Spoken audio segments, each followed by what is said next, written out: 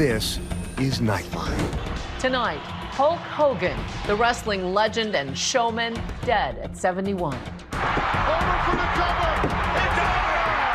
Credited with helping transform the WWE into a multi-billion-dollar empire. Hulk Hogan kind of gave the world of wrestling a personality that it really needed. His long stretch in the spotlight, from his lowest points I'm not a racist. to his greatest heights. We eat our vitamins, we don't mess around with drugs, we don't drink, and we play it real straight. How he's being remembered.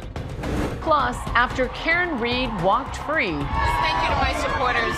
They pulled us through. key players in her murder trial speaking out. Anybody who's touched this case has been called a murderer at some point. Those previously unheard details. She said, John's out front. I think John's dead out front. From those who were there the night Reed's boyfriend, John O'Keefe, died. Answering that big question, the defense drove home. Did they frame Karen Reed? There are police officers, EMTs on your front lawn. You're an officer. Why don't you just go outside and investigate or take a look? And remembering Chuck Mangione, whose smash hit Feels So Good paved the way for a whole new genre of music. From ABC News headquarters in New York, this is Nightline. Thanks for joining us. Tonight, the death of a wrestling entertainment legend. Hulk Hogan vaulting to fame in the 80s, weathering injury and scandals, and always carrying the flag for the fervent fans of Hulkamania. How will he be remembered? Hulk Hogan, the iconic wrestler and showman, a two-time WWE Hall of Famer, and 12-time world champion. Known for his larger-than-life personality, he ushered in an era of Hulkamania and helped transform wrestling into a national obsession. He died at the age of 71. Local police responded to a call for a cardiac arrest at Hogan's Clearwater, Florida home just before 10 a.m. Hogan was officially pronounced dead after he was taken to a nearby hospital. There are no signs of foul play or suspicious activity related to this call for service at this time.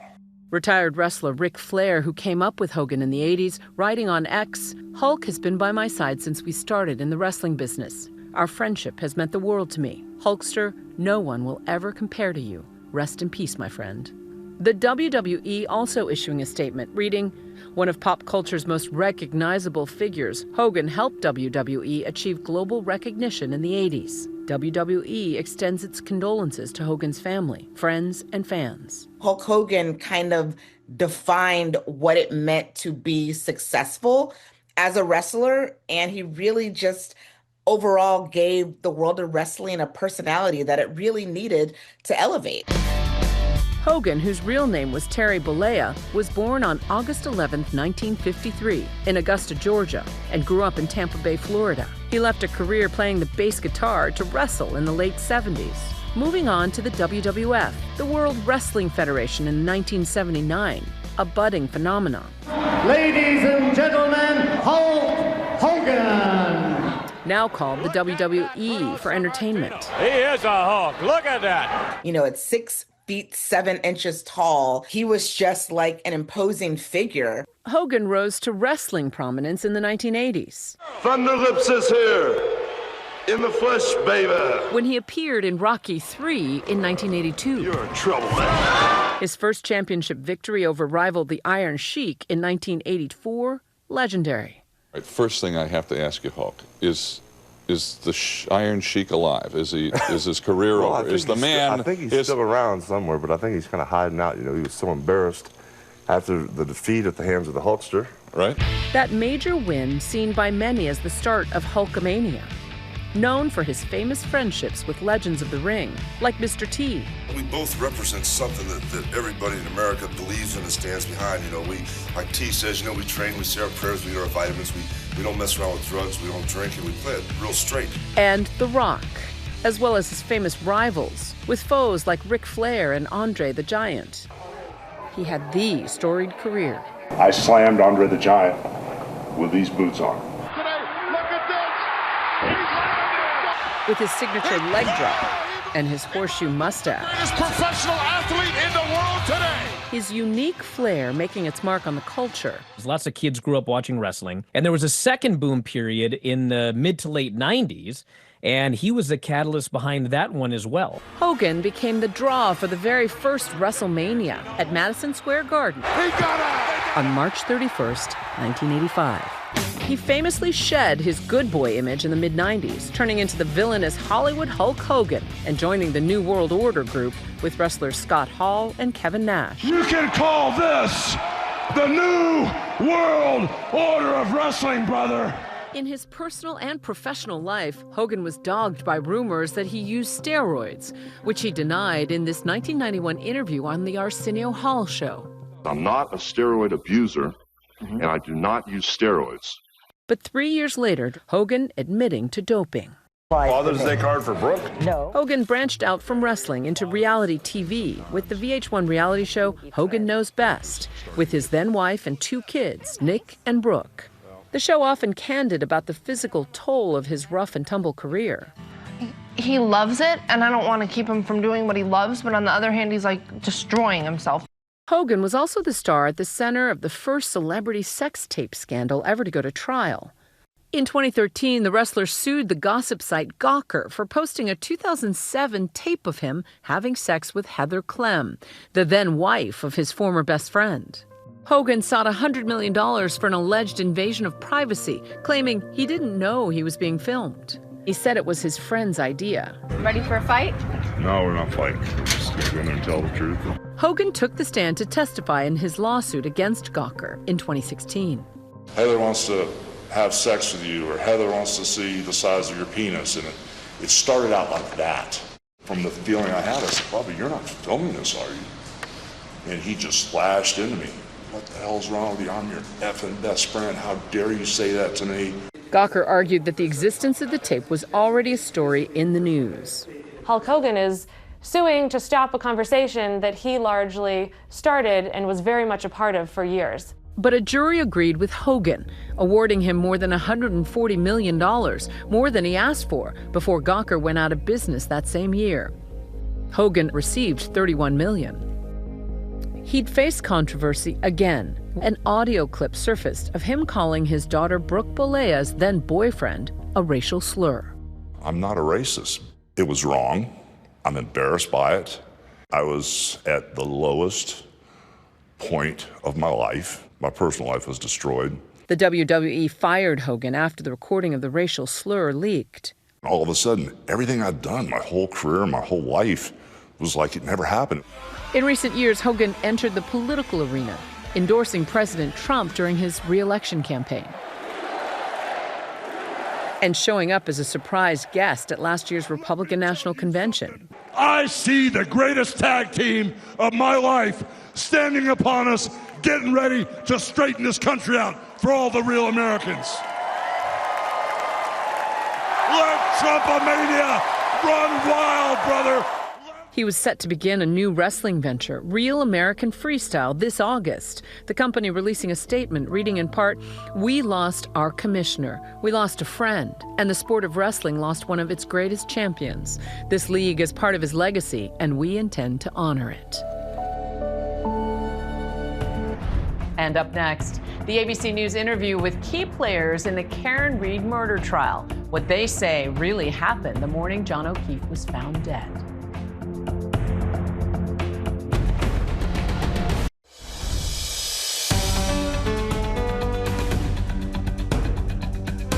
Welcome back.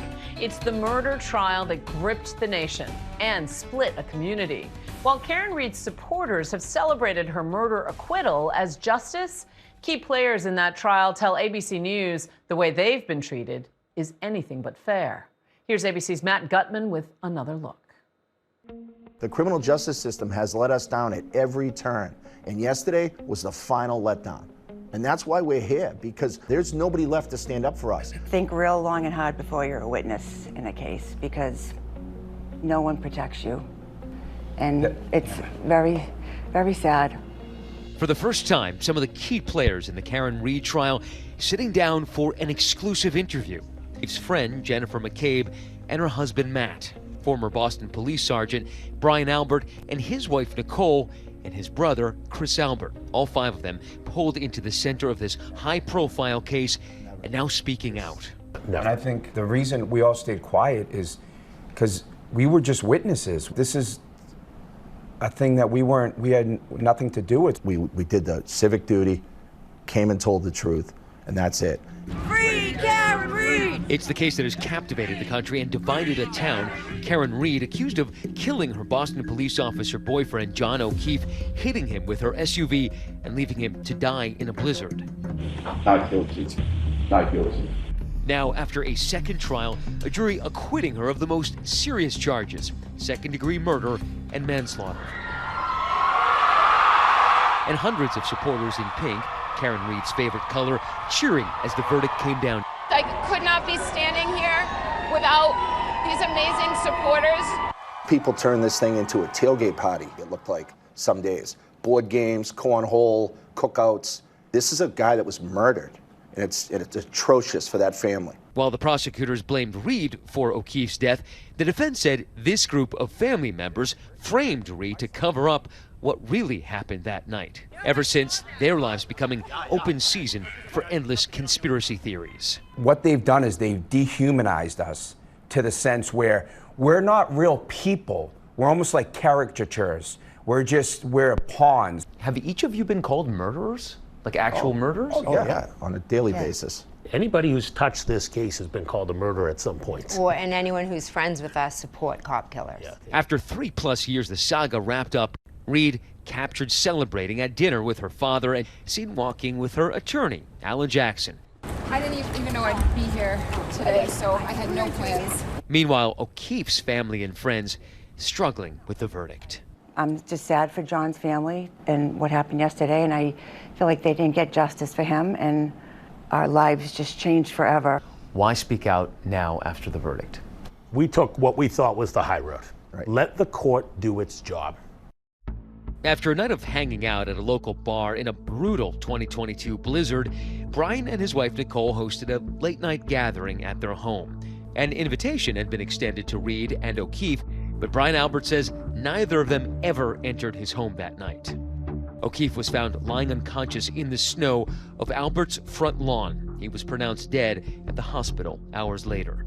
The defense's theory? A violent altercation at the Alberts' home, possibly involving other members of law enforcement. Did John ever come in the house? Never, no. You never saw John O'Keefe in the house, right? Never. Never, never. These are people in your own community who believe the conspiracy theories, who believe that there were other law enforcement officials and agents involved in this. Why is it people in your own community who believe these conspiracy theories? You do realize for this conspiracy to be true, it would take 30 to 50 people. You'd have to have multiple cops on 2 different police departments, multiple civilians, the medical examiner, firemen, EMTs, you name it. That's how preposterous and silly this is. And great question. I don't understand how people bought this. Brian Albert says he and Nicole only found out about John's death when Jen McCabe, who is Nicole's sister, barged into their bedroom. She was just upset, and I immediately thought something had happened to one of her children or one of my children, because why else is she in my bedroom at 6:30 in the morning right now? And what did she tell you?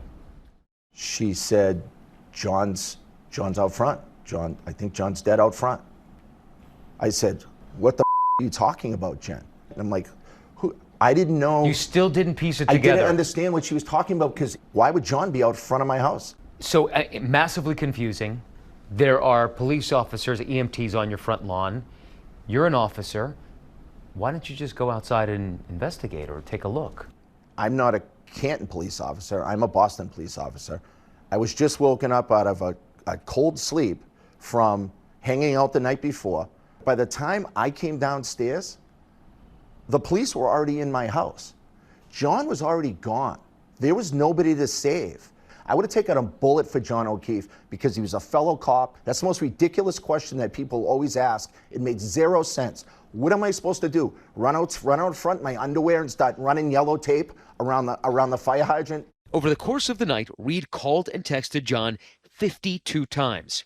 She then called Jen asking for help to find John. Karen previously telling me she and John had gotten into an argument that night. Would you say that you were angry with John that night? Yes. Could you have been angry enough and slightly drunk because he had annoyed you that in the fit of rage you just backed up and Never. tried to tap him? Would never. Not to try to kill him, but try to tap him with my 6,000-pound full-size SUV. To hit John's body with my car. No. I spoke with a juror who told me she believes a collision did not occur. Overall, a lot of the evidence had caused reasonable doubt, and that was enough for us not to convict. A little after 6 a.m., Karen found John's body in the snow. Jen called 911. 911, what's your emergency? There's a man passed out in the snow. Hello? But what raised eyebrows at Reed's trial was a defense theory about a Google search Jen had made about how long it takes to die in the cold. The defense claiming she searched it before O'Keefe's body was found. So much has been made about that Google search that morning. Was it at 6 a.m. or was it at 6:27 a.m. how long to die in the cold? What's your answer? She asked me to do it at outside of Fairview at 6:20, whatever it was. Doesn't matter how much I say about it, people will not believe it. The group also hoping to clear up rumors regarding the Albert's dog, Chloe, who had been rehomed after the incident. The defense claimed the dog was involved in O'Keefe's death. Those wounds were inflicted as the result of a dog attack. Those marks are from teeth. They've known for 2 years where Chloe is. The state shared it with them. So if they wanted to take DNA evidence from Chloe the dog and match it to possible DNA evidence on John O'Keefe, they could have matched it. Absolutely. But now with the trial behind them, they say they're still faced with threats against them and their families, but hope to continue calling this community their home. You get down, you get depressed, and it's like, but this is the town we grew up in. We didn't do anything wrong. We all contributed to our town. We love our town. Why should we have to go anywhere? Our thanks to Matt. And when we come back, remembering Chuck Mangione, whose instrumental anthem of the 70s, Feels So Good, started a smooth jazz revolution.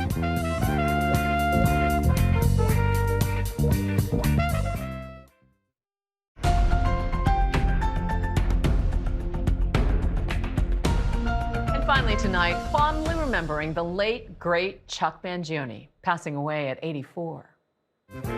His 1979 instrumental, Feels So Good, became one of the biggest pop jazz tracks of all time, later winning legions of new fans on King of the Hill. How you doing, Arlen? Are you ready to soft rock? Helping to create the genre that would become smooth jazz. He'd go on to win 2 Grammys. This is Mangione in his own words. I think our music really allows you in a day when everybody's talking at everybody all the time to really use your imagination and get lost in the feeling of it all. But his music spoke loudest. That's Nightline. You can watch all of our full episodes on Hulu. We'll see you right back here, same time tomorrow. Thanks for staying up with us. Good night, America.